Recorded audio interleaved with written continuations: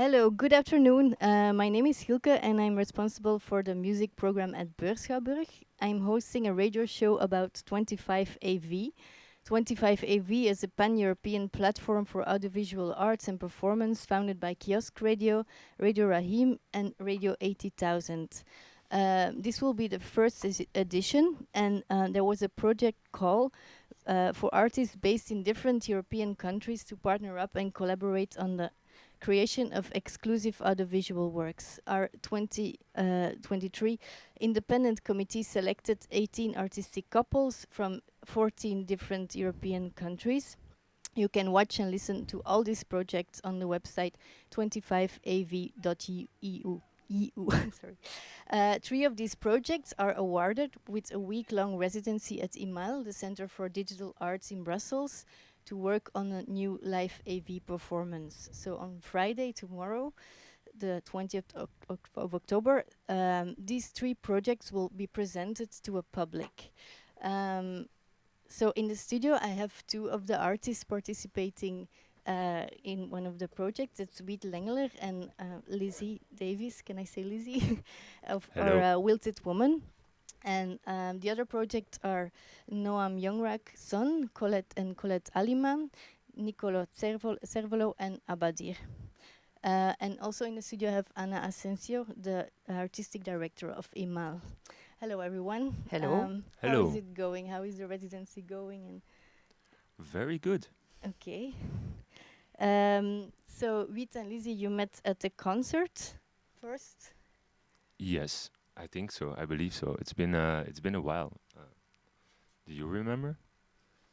Yeah, I think we met actually a few days before the concert. I was sitting in the park and you walked by with some friends of ours and they introduced us, and then the concert was a few days later. So to be very precise, we met in the park. Okay.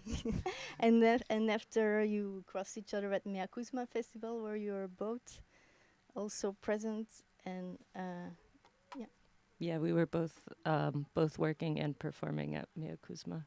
And we also crossed paths again a month earlier at another festival. Okay, good.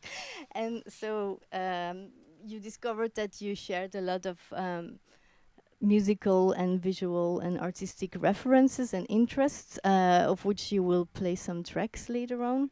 Can you tell us a bit more about that? Yeah. Well, I guess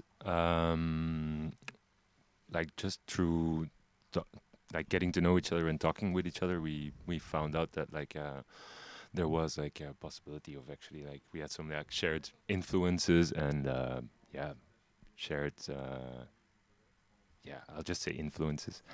And well, I have like really like Lizzie's work, like what she does with under the alias Wilted Woman, and she also performs with a lot of different people. So like she's like a proper musician. Like so I guess it was just like the stars were aligned or something for this event to actually to start a collaboration with this opportunity. Okay. And so can you tell us about the creative process? How did that go? Yeah, it was pretty natural, I think, where first, before we even applied, we'd reached out to me and said that he thought some of the music that he'd heard me play sort of was fitting with some of the videos he was working on, and we were sharing things back and forth, and then, yeah, it slowly became more like a target or focused, I guess. Yeah. Or do you want to? Yeah. Now it's like it's coming back to me. I remember Lizzie sent a couple of demos, like tracks that she was going to release after Mea Kuzma Festival, and there was this weird sound that she uses, like some kind of like glacial violin that I really liked, and I think that was like the initial spark. Like there was this yeah, really nice sound design, and then about like the collaboration itself, it went yeah, very smooth. We just did everything online. We had like a couple of days that Lizzie came over to Brussels, and that we just talked about like what we were gonna do. And then we just started sending stuff back and forth. Like she would send the music, and then I would like record live video on top of it. And then like it was just like a process of boomerang sending back and forth. Yeah, like I would send some music and we would say, maybe can you add a part like this, or what if we change the timing to fit with this kind of video, or what do you think about this with it? So it was very iterative.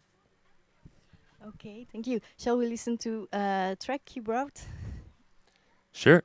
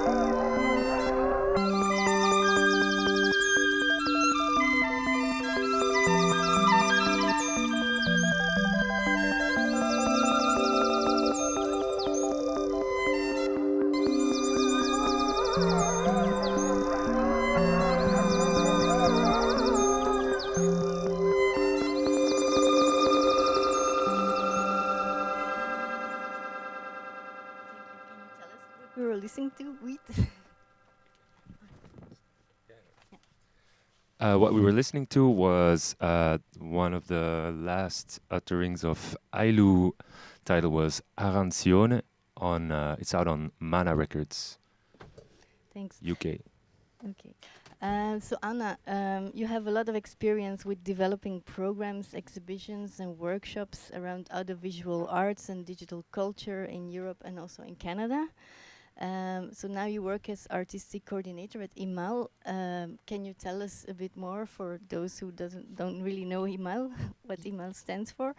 Yeah, so IMAL stands for Interactive Media Art Laboratory. It's been created in 1999, and it's actually a space along the canal in the center of Brussels, where we indeed organize exhibitions, concerts, audiovisual performances, but we also host an educational program with workshops, conferences, and what we really try to focus on, especially since the last 3 years, I would say, is to host more and more artists for residency. So we support a lot of production. So yeah. Okay, and what I personally like very much about the 25 AV call for projects is that there was an equal opportunity for visual and sound work, and often, yeah, it feels a bit that one is in function of the other, and yeah, how do you deal with that challenge in digital art and where you combine different disciplines? I mean, the technology itself can be applied in I mean, you can see it more and more in visual arts and also in performing arts. So within IMAL, we try to have as many disciplines as possible. Indeed, what I liked about the propositions within 25AV is that the duos that were created were really working together since the very early stages of the creation. Therefore, there was no predominance of either one or the other. It was not like a just a simple visual that I quote the simple one, but it's I really feel that all the projects have been developed equally, and that is the aim was really to aim at a true collaboration between the visual artists and the sound artists, musicians. Yes, and what can we expect tomorrow night? A lot of surprises. I mean, maybe Wiet and Lizzie will talk about their performance. Please do.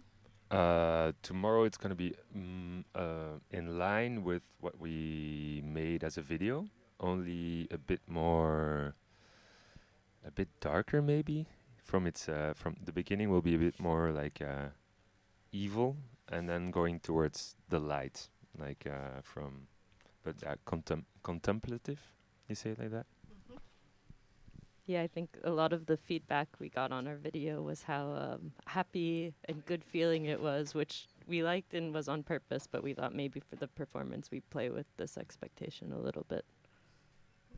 And yeah, the other 2 and 3 projects, because there will be 4 projects in total shown, they're very different from each other. It's Yeah, that was also part of the whole selection process for the jury. I mean, you were also part of the jury, and it was super exciting to go through all the projects and actually to select those ones because they all had a very different approach and very different aesthetics. We also have let's say almost another full-on performative work by Noam and Colette. Yes. And also, so we're keep on talking about 3 projects, but in total it's going to be 4 performances because we also selected this young duo, young talent. Yeah, indeed. Yeah. So basically, there's going to be 4 performances that start at 9 p.m. Yeah. And also a selection of video installations that will be on the first floor of IMAL. So there's going to be several projections. Okay, and it's 15 euros.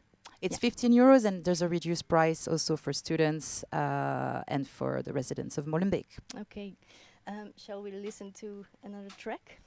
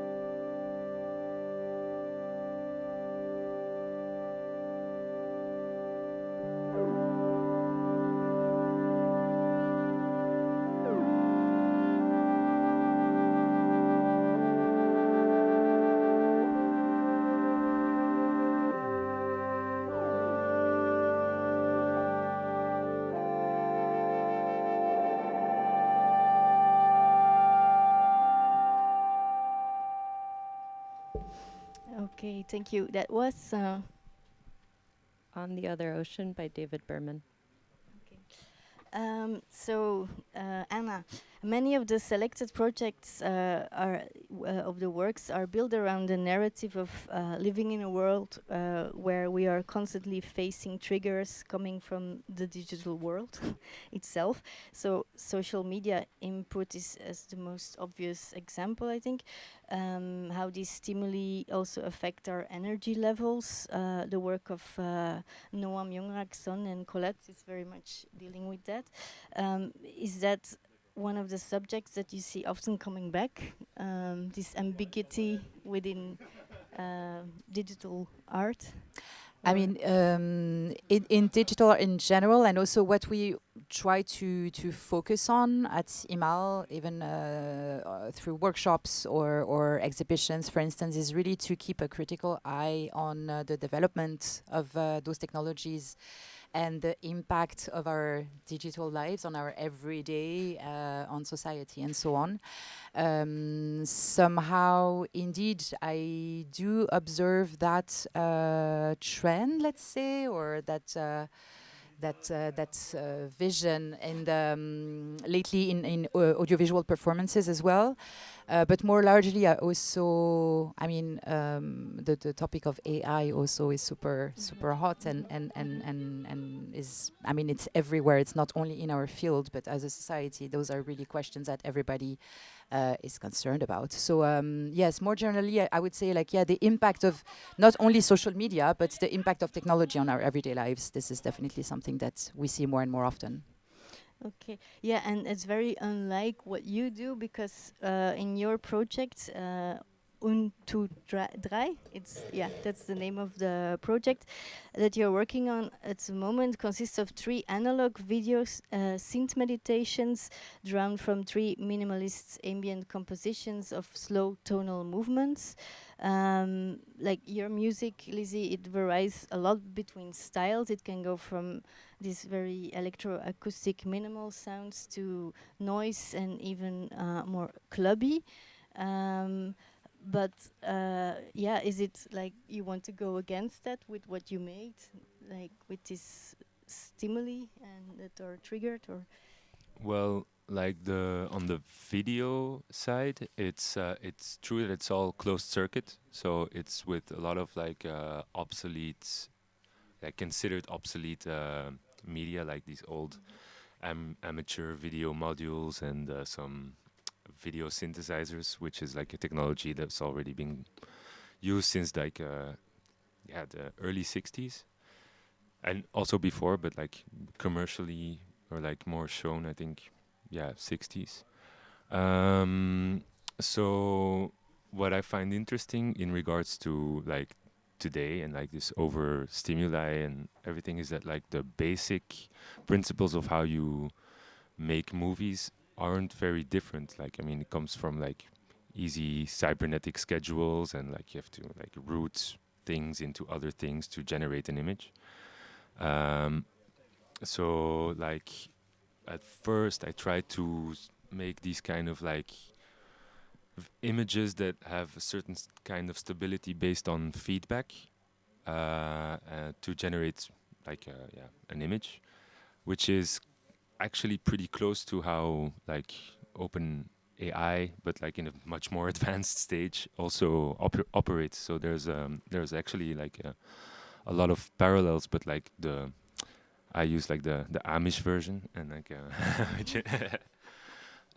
but what I like about it, it provides opportunity to actually contemplate and get into the actual moment of re-listening to Lizzie's music, and then like creating an image that becomes like balanced and starts working with the sound. But it takes a lot more time. Mm-mm. I can't prompt it. Yeah, but and with the abundance of digital media available on the internet, and do you and maybe many visual artists question that they have to use found footage or create new material? I guess that really depends on what message you want to convey in the video. If you use like found footage, depending on which footage you use, you always resurrect an image that creates a space where you can like contemplate about that image. With like direct image generation, that's not really the case, because it's like really in the moment, it gets generated on the spot. So yeah, I think it's two different things. Yeah, and but the format you're interested as well in how this obsolete media that you use, how the formats are different, and then brought over to the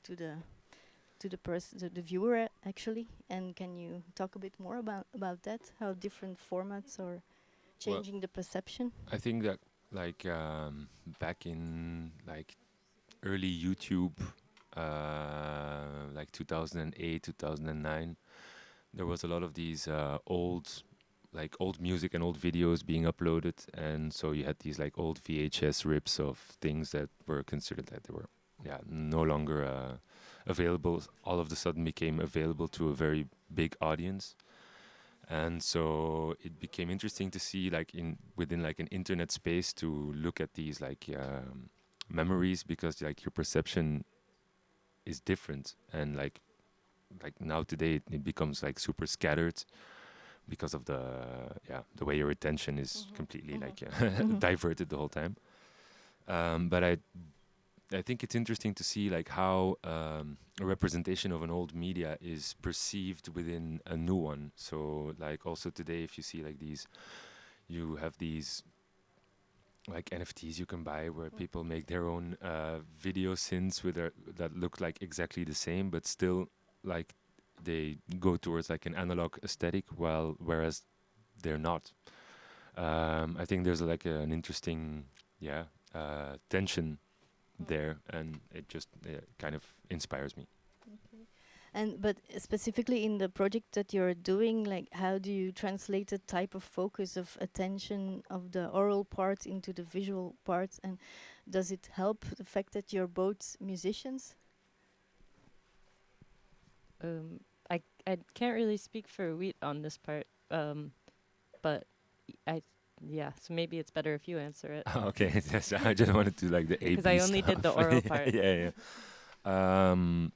I guess it helps. I'm also like an animator. I mean, I studied animation film, so I got into music through image. So I think for me it helped that I also studied animation film, so I can do actually like understand how music functions and how image functions. And I guess I just like I have certain knowledge, so I can combine both more easy. I don't know. It's funny. My first job when I was like 18 till I was 22 was also working for like a media production company, filming and editing and projecting and all this stuff. So we have sort of reverse parallel backgrounds, which makes it easy for us. Yeah. Okay. You have a new track coming up. Yes.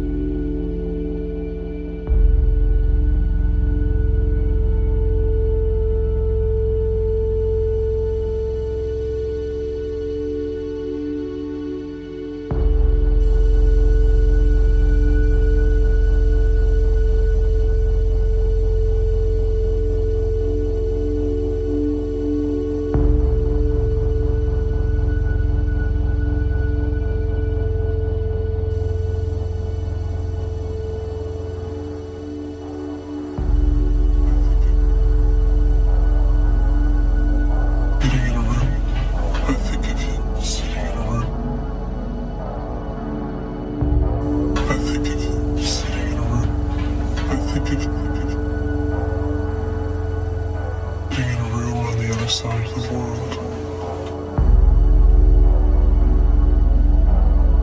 The mouse turning the globe past different continents. The sun is just rising on the coast. It turns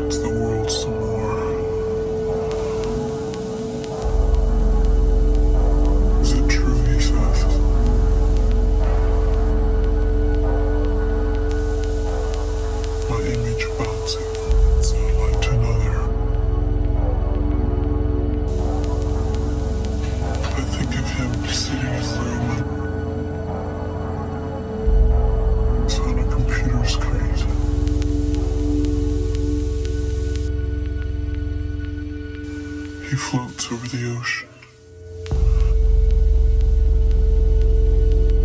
He says, he turns the world over London today. Is it true he's see me walking through the streets? My image through the earth.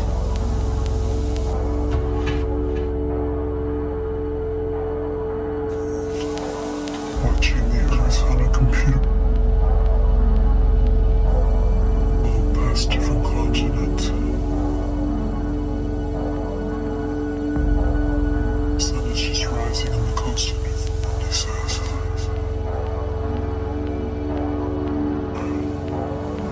A clear sky over London.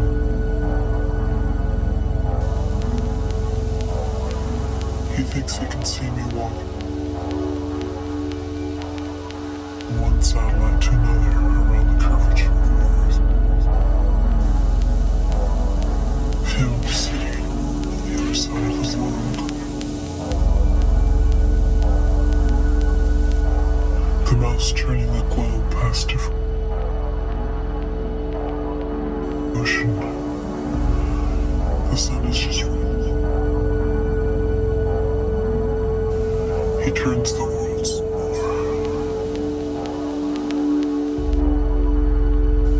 Is it true, he says? It's my image bouncing from one satellite.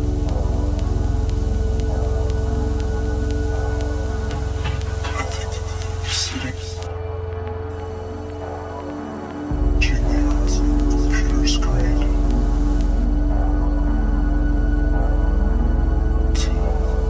He floats over the ocean.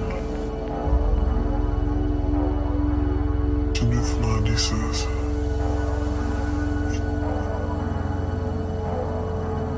A clear sky over London today. Is it? He thinks he can see me walking through the streets.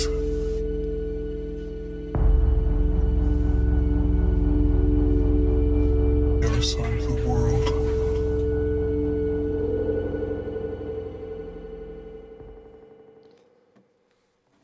This was Through the Earth by Emer, like E-M-E-R, also known as Mariaku Dabaite. Brussels-based electronic musician, amazing album, out on Lilerne Tapes. Thanks. So tomorrow this will be the premiere actually at Imal, and in November the projects will be presented at Zirka in Munich, and in December it will be at the Triennale Theater in Milan, a theater hall for 300 people seated. So it will be an evolving project, and with 3 months it's quite a time span. Do you think a lot can still change, and how do you see the challenges of presenting in different spaces? Well, I guess we won't really have the opportunity to have a residency in every space that we're gonna present the work. So we're really grateful to have had this residency now to actually see what's possible, because there's a lot of different possibilities. I guess it'll we're gonna have like the one in tomorrow is gonna be a bit more special, because I can bring a lot of the original material that I used to make the videos with, which is not so transportable towards different countries on a airplane or train. So I guess it's going to be a bit more straightforward, but it'll also depend on the technical specifications of what's possible with the venue. And sound-wise, I don't know, Lizzie? Yeah, sound-wise, it's quite flexible. I think, like, in general, we have sort of a score now for the sound, and I think that's not really going to change based on the venue, but things like if we have different speaker setups in different venues, we can do the diffusion differently, because tomorrow it'll just be stereo. yeah, and also parts of it are like really strictly with the sound, like really strictly arranged, and other parts are a bit more flexible, so maybe it changes a bit. Yeah, I use it's all modular synth mostly, right?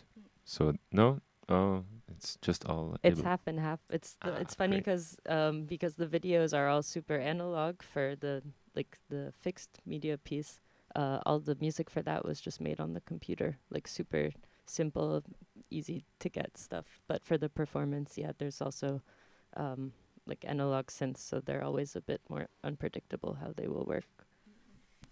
And what would be your dream scenario for this piece that you're working on? I guess we said world domination a couple of times. Lots and lots of screens. Yeah, lots of screens. Yeah, lots of Our screens. our dream scenario is we have tons of screens and many speakers as well. Sorry, I'm just going to ask a question. Is it a piece that you would see evolving also as an installation, for instance? I think it would actually function better as an installation. Interesting. So yeah, and Anna, how do you see the future of AV evolving? Like, do you think new methods will come up, or they're trying to trigger new senses? And I don't know if I can see the future, but no, for sure is that we work more and more on immersive scenarios. Somehow we were discussing it earlier. However, we were also mentioning Robert Henke, for instance, who's been working on video and sound, and for me, is like definitely one of the masters, like who can really create full-on immersive spaces and creations. If we're talking about immersive experiences as well, yeah, some artists are, you were mentioning it, and it's very true before, like are also working a lot with other senses, like smell, for instance, and this is also something that we see appearing more and more often, for instance. yeah, okay. And so, would you think in Brussels, is it still like new, or like The field, the field is still developing a lot? And the field is definitely developing. The field is not so new either in Brussels. I mean, I'm just taking the example of IMAL, which has been created in 1999, so it's been already quite a while. However, I do observe a much more dynamic scene, for instance, in the Netherlands, where you have a lot of events, a lot of infrastructures, good funding for artists as well, amazing schools, and I think all that is really helping for the development of a super active and prolific scene. But yeah, we definitely have very good artists in Belgium too. Okay, yeah, and yeah, last question: do you have any advice for these young artists or new artists that want to combine sound and visual arts? An advice? Well, that's a tricky question. Well, yes, exactly. We can definitely talk after the performance.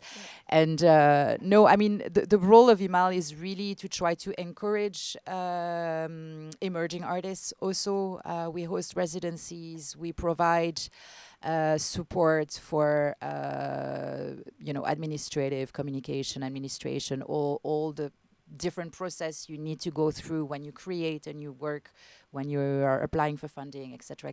So yeah, that's maybe let's knock at the door at IMAL, and we will meet with the artists tomorrow. Yeah.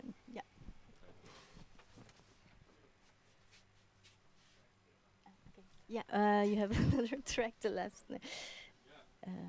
Wait, but maybe, do you see any more other collaborations coming up between yourselves? Yeah, we also started a new wave band. Exciting. Only analog gear, and then maybe we'll throw in some AI. We'll see. Okay, that's Looking forward to that. Okay, yeah, looking forward also to tomorrow. 8 p.m. doors open at Imal, and yes, thank you all for being here in the studio. And Thank you. Thank you. voilà, we're listening. We're gonna listen to a last track that will be. It's the theme from a film we watched last night that we found very inspiring, The Beyond, and the score is by Fabio Frizzi. And this is the theme from this film.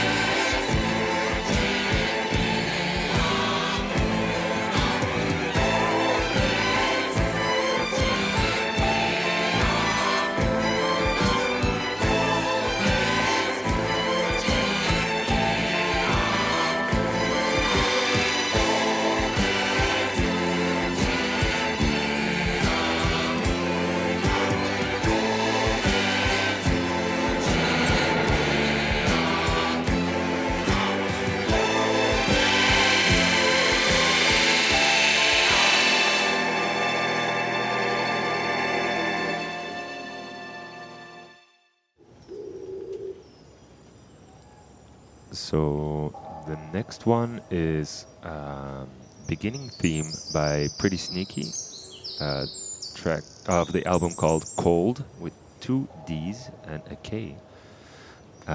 It's out on Marionette Records this week.